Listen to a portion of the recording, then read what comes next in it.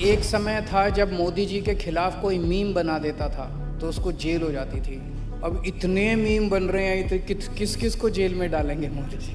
पूरा माहौल ही बदल चुका है, इकोसिस्टम बदल चुका है पूरे सोशल मीडिया का। वही आपको बताता है कि मोदी जी की पॉपुलैरिटी आज पाताल लोक में पहुंच चुकी है। फिर चुनाव कैसे जीत रहे हैं? चुनाव बेईमानी से जीत रहे हैं।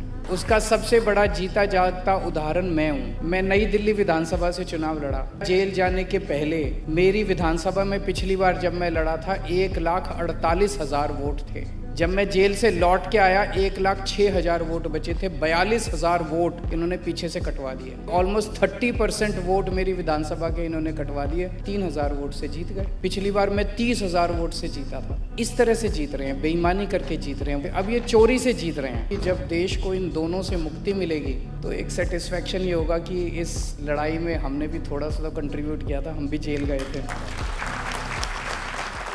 एक समय था जब मोदी जी के खिलाफ कोई मीम बना देता था तो उसको जेल हो जाती थी।